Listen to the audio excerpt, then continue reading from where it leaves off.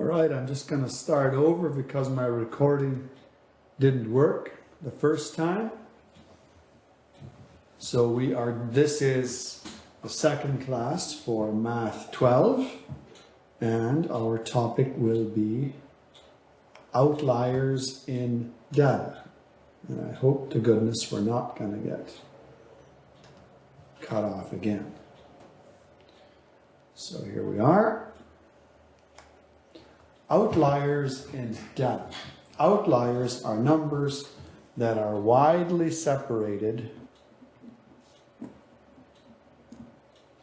from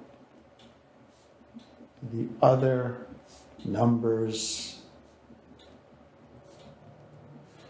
in a set. Numbers that are widely separated from the other numbers in a set. So if I have a very simple example, if I have 5, 6, 9, 4, 7, and 52, 52 is the outlier. So an easy example just to get us started. Now, I'm going to be looking at another example on page 20 of your package. And take a look at example number 1 on page 20. Suppose you want to determine the price of a house in the Charleswood area of Winnipeg. You randomly select the prices of 10 houses. The prices are as follows. So we have all of these prices, and we want to find the mean, the median, the mode, identify the outlier, and then which of the measures of central tendency best describe the average price, the price of a house. If you include the outlier, and if you delete the outlier, which one is the best? Okay, so first thing we need to do is find mean, median, mode. So our first job is to find the mean.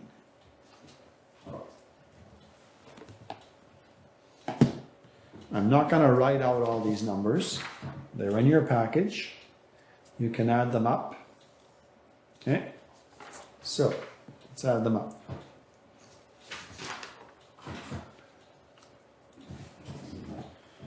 Show them while I'm punching them into my calculator.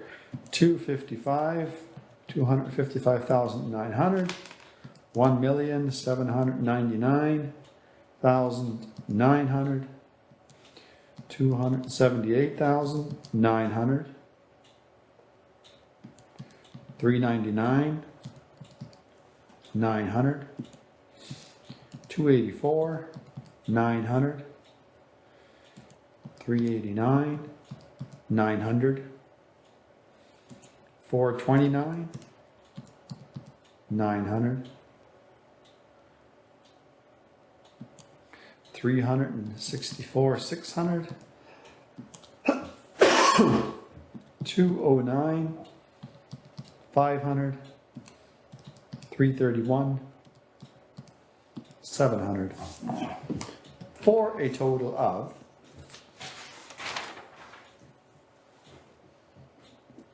4,745,100, and these were 10 houses. Therefore, divided by 10, and our mean is 474,510. Should specify that that's the mean. B, we want to find the median, and to find the median, I'm going to put all these numbers in order and then find our middle number. 209, 500 is the smallest in our set. 255, 900 would come next. 278, 900 next. 284,900. 331,700. 364,600. 389,900. 399,900. 429,900. And 1,799,000.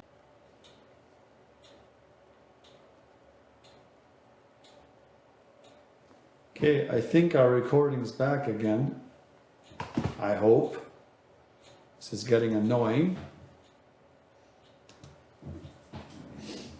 But let's continue with what we were doing. So you'll have to download, there'll be 2 separate recordings that you'll be watching. So there are 10 digits in this set, so we know that the median is right here between the 5th and 6th digits. We don't have an odd number of digits, so we have to add these 2 together. 331,700, add 364,600. You add those up and divide that by 2.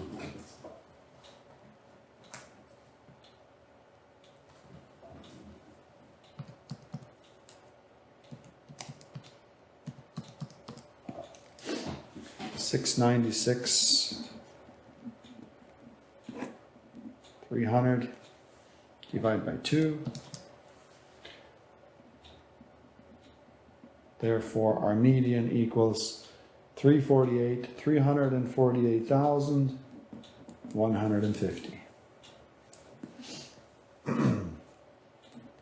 C, mode.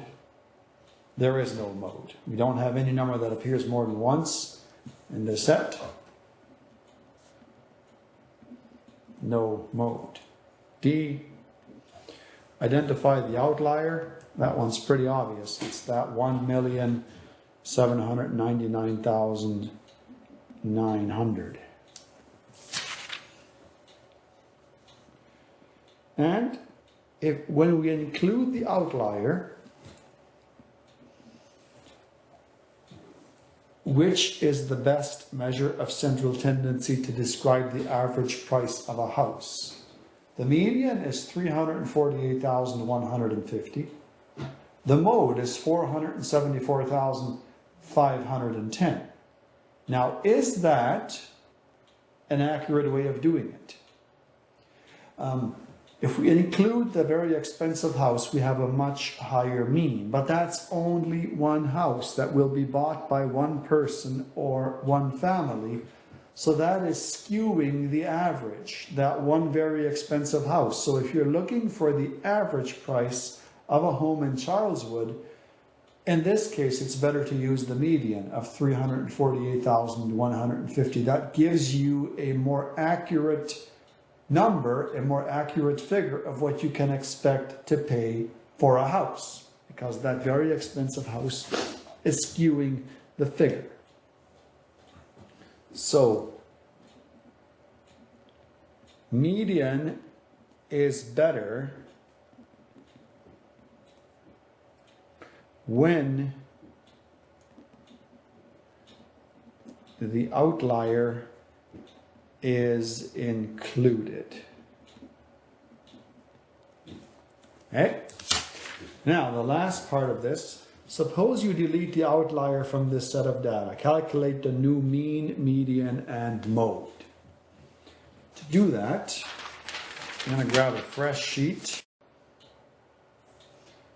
So this is getting a little frustrating, but I think we can continue now that our recording is connected once again. So we were looking at example F, where we were going to remove the outlier and then find the mean, median, and the mode. Now if we look back at the total for our mode, for our mean, for the average, 4,475,100, From this, we just have to subtract that big outlier of 1,799,900.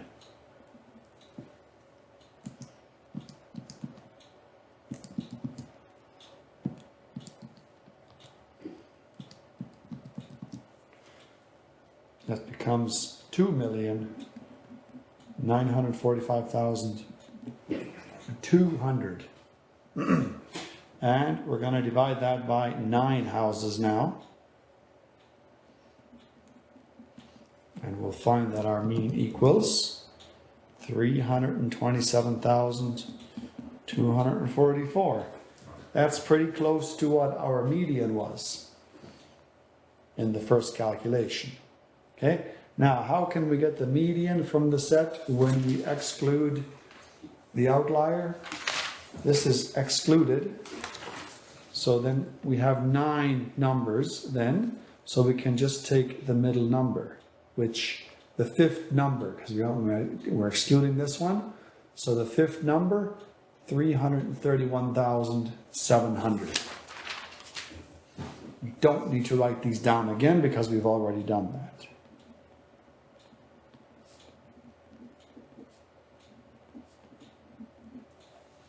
And of course, there is still no mode. We don't need to say anything further about that. There just is none. Now we're going to take a look at another example.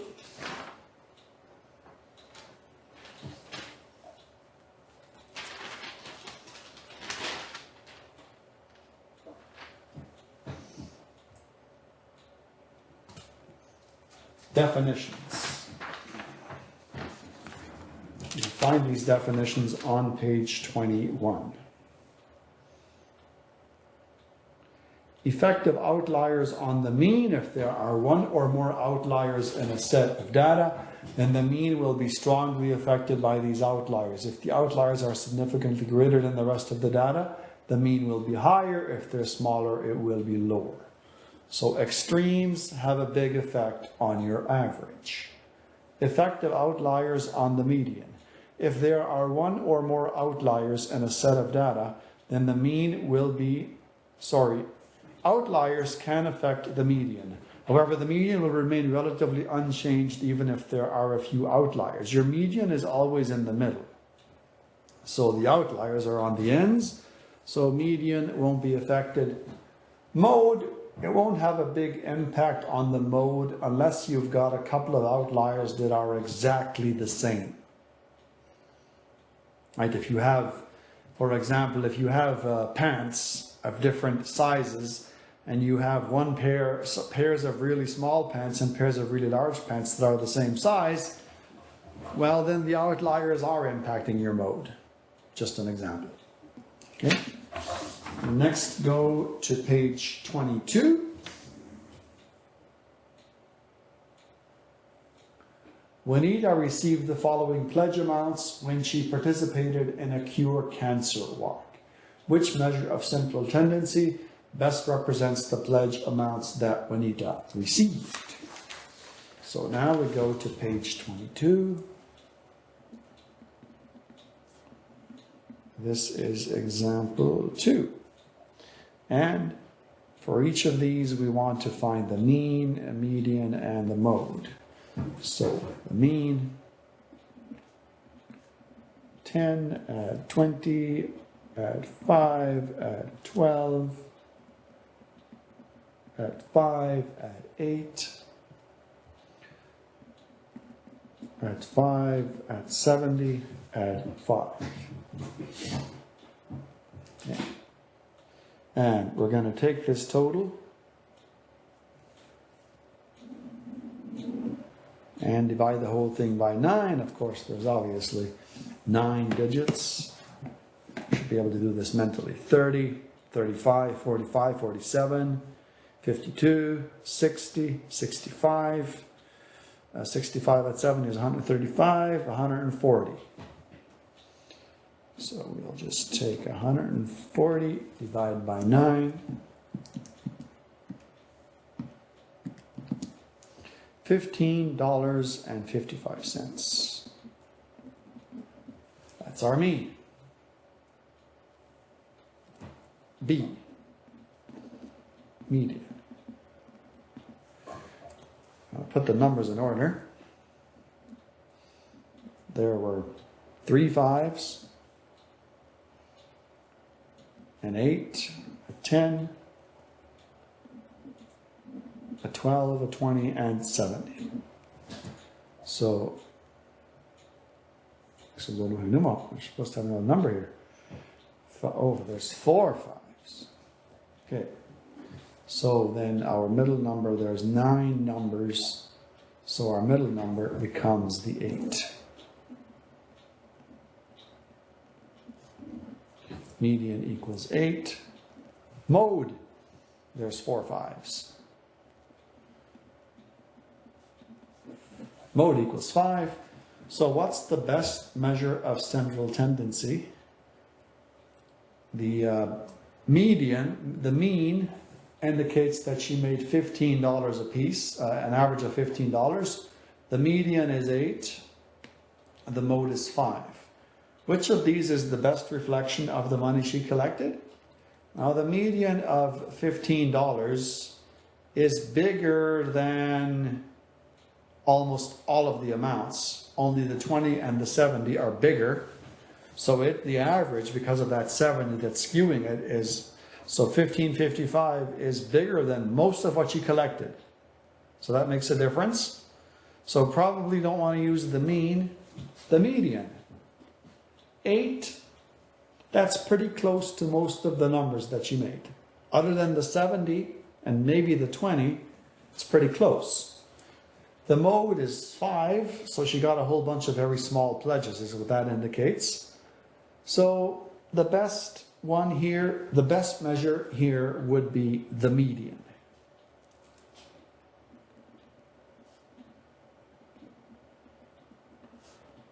The median is the closest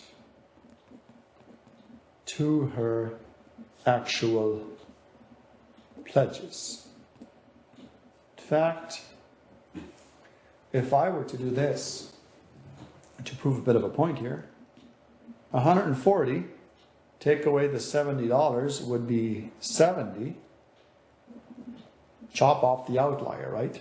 And I do 70 divided by 8, 8.75, $8.75. That's my total when I take away the outlier. So that is a pretty good indicator that the median is the best indicator of the 3. Because it shows the pledges close to the way they really are.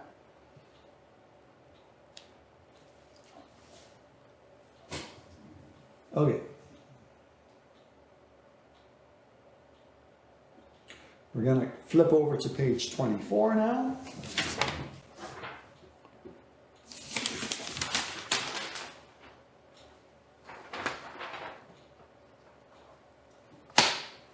A concept called the trimmed mean. We have trimmed a mean several times here. Took away the outlier the way I just did. That's a trimmed mean. A trimmed mean is a measure of central tendency that ignores the outliers in the calculation. So, trimmed mean.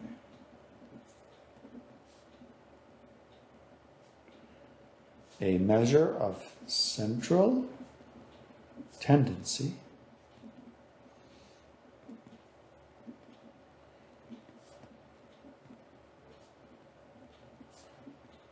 that ignores the outliers in the calculation. In other words, it takes them away. And to show you how that works, give you an example of how it works. Means can be trimmed in a variety of different ways. It can be 25%, 10%, 20%. In this course, we will focus on a 10% trimmed mean. Okay?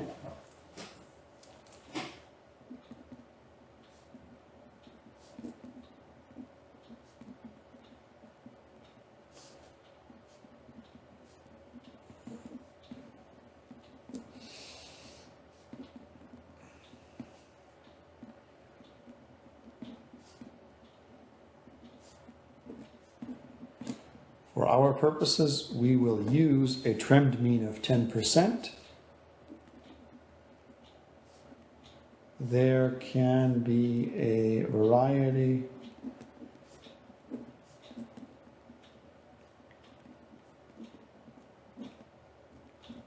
of percentages.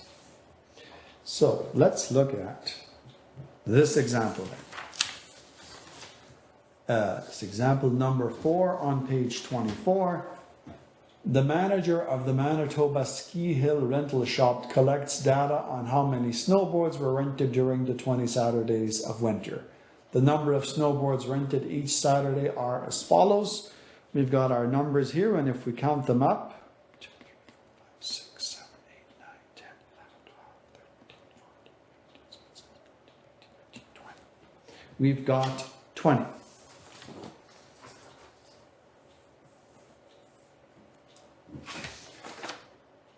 20 snowboards. And we want to do a trimmed mean of 10%. So, first of all, let's write this down. Page 24, example 4.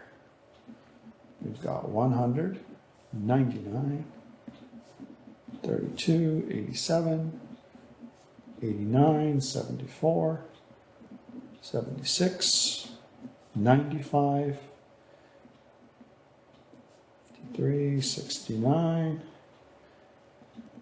80, 91, 105, 156, 109, 93, 83, 92, 82, 94. Okay. So there's our numbers, and there's 20 numbers, and for a 10% trimmed mean,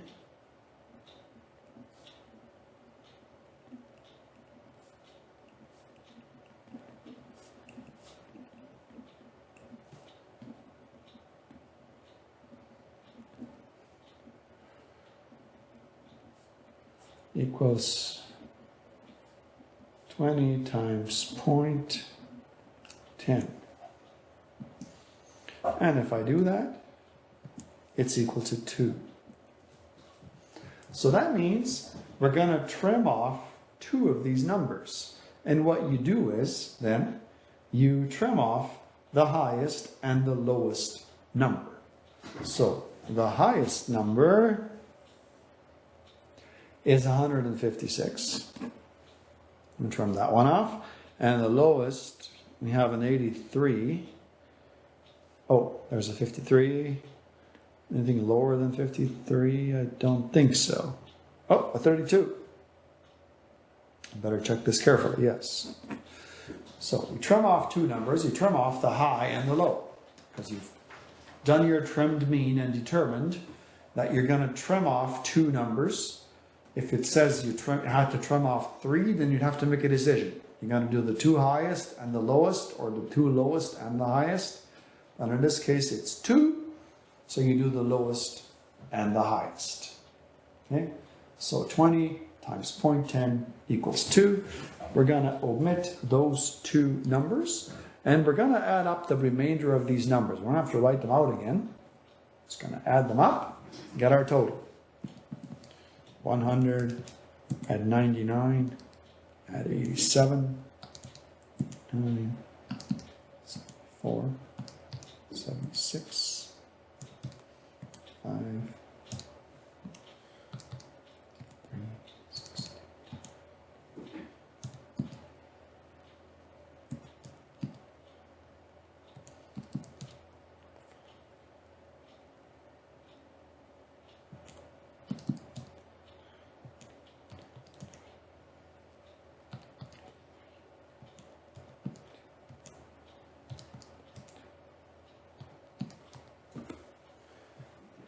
got a total of 1571. And of course, we're now going to divide that by 18 because we trimmed off 2 of them. And that works out to 87.27, 87.3.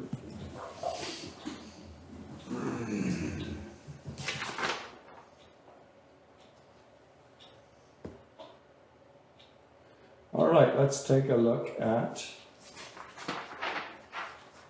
the next part. But before we move along, the advantage of a trimmed mean is that it eliminates the outliers and gives you something that's a little closer, gives you a better average, where you don't have the outliers skewing things.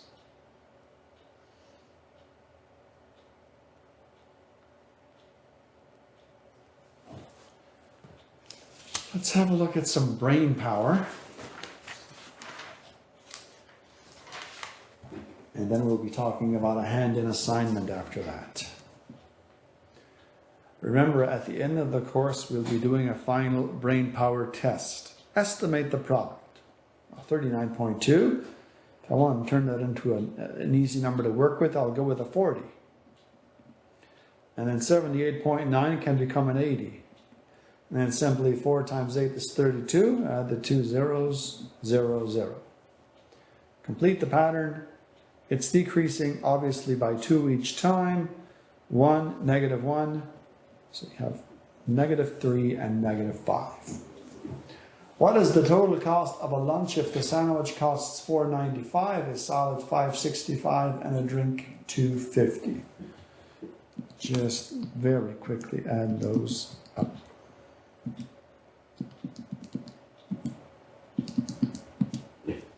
$13.10. A manager at a community center wants to supply hot dogs as a treat for the members. The manager estimates that 120 people will attend and eat 3 hot dogs each. How many hot dogs does the community center need to prepare? That is very obviously 120 times 3. And that would be 300s and 320s. That would be 360 tube steaks. You are buying a new fall wardrobe. You want to purchase 5 pairs of jeans, $50, 2 $30 sweaters, and 7 $25 shirts. How much will you spend excluding tax? Yay, we're not paying the government today. Obviously 5 times 50, 2 times 30, 7 times 25. Let's stay with the mental math here, right? 5 times 5 is 25, that's 250. This is 60. 25 times 7, well 25 times 8 would be 200. So this would be 175. And very quickly get a total from that. 250 at 60, that'd be 310, wouldn't it? And then 310 at 100 is 410. 410 at 75, $485. Last of the big spenders, hmm?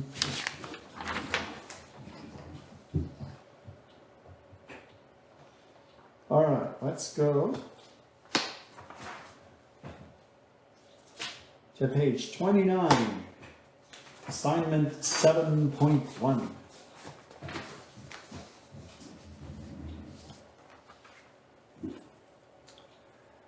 Mean, median, mode, and outliers. You will do all of these questions. There are 7 of them. And this whole thing is worth 34 marks. So here they're giving you a set of numbers. She said the median was 19.5. What mistake did she make? Find out what the real median is, of course. And then you'll know what her mistake was. Then you are to calculate mean, median, and mode of this set. And say something, what is true about the mean, median, and mode for this set of numbers.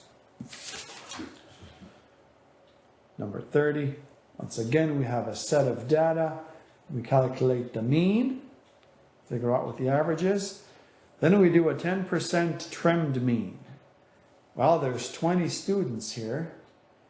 That indicates that you're going to 10% would indicate you're going to trim off 2 numbers. So you're going to trim off a couple of the 2 numbers, and you're going to calculate this mean again. And then if the values are different, explain why. If they're similar, explain why. Obviously, if they're going to be very different, that would mean you trimmed off a big outlier. If there wasn't a big outlier, then there's not going to be as much of a change. So it starts off with some pretty easy questions, doesn't it? Page 31, number 3. You've got salary statistics for an NHL hockey team. The mean for 37 players, 1,990,000. 65% of players have a salary smaller than the mean salary. The mode is 500,000, so a bunch of them make 500,000.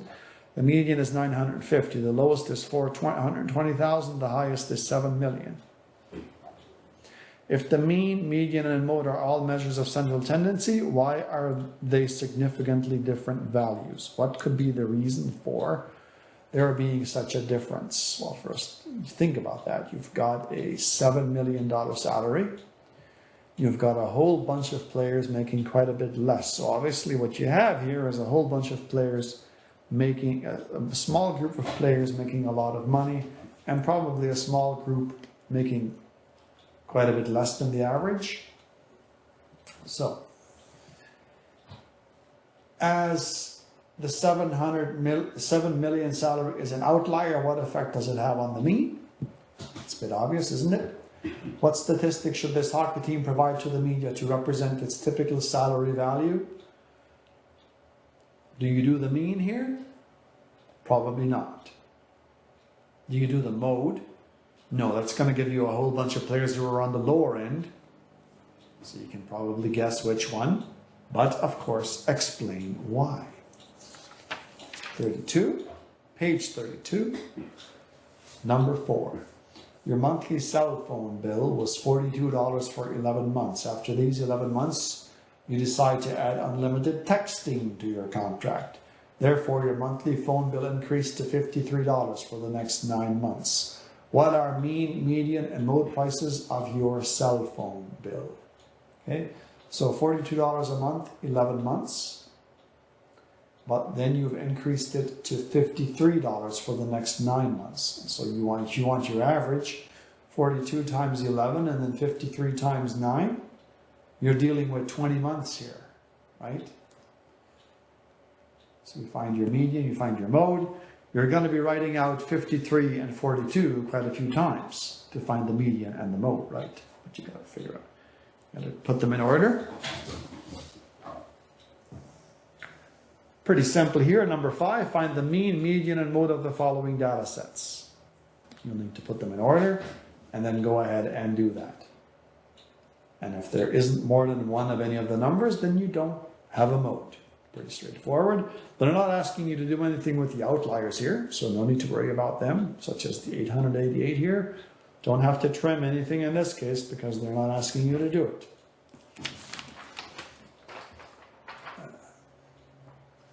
Moving to 33 then.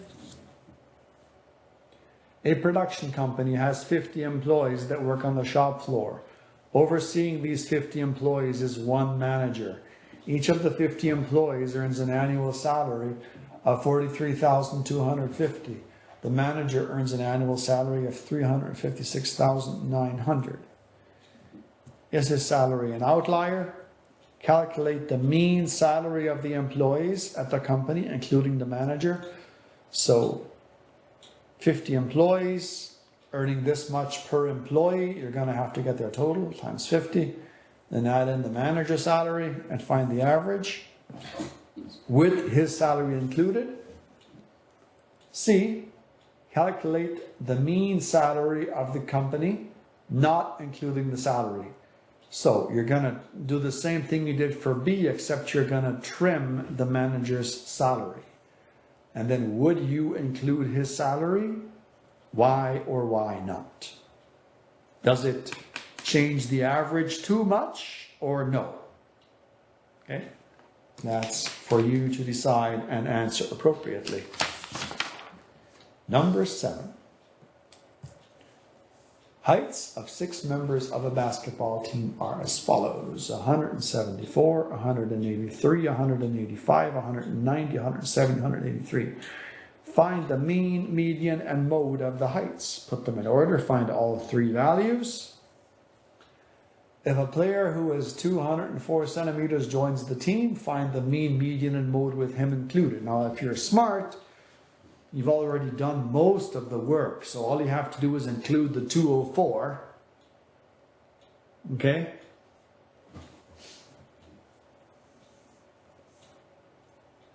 Which measure of central tendency is most affected by the new data? Is it the mean, the median, or the mode? Which one changed the most when you added the guy who was 204 centimeters? And explain why that happened. Okay? So 7 questions, 34 marks. Just one final thing here. The assignment we just went over. Assignment that goes from pages 29 to 34.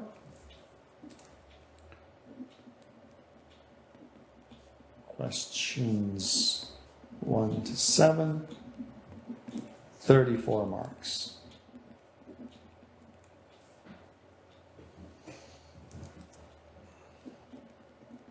Due date, we have Easter break coming up, so there won't be any more recordings this week. There won't be any recordings until sometime next week, probably Thursday or Friday of next week. You'll have another recording showing up. So let's say that this assignment is due on April 17th. We have got Easter break coming into the mix here. So there's no class, no school classes on Friday, and of course no classes on Monday and Tuesday. So regular classes resume on Wednesday. So probably on Thursday or Friday, you can expect another recording showing up on the YouTube channel. That is it for this class.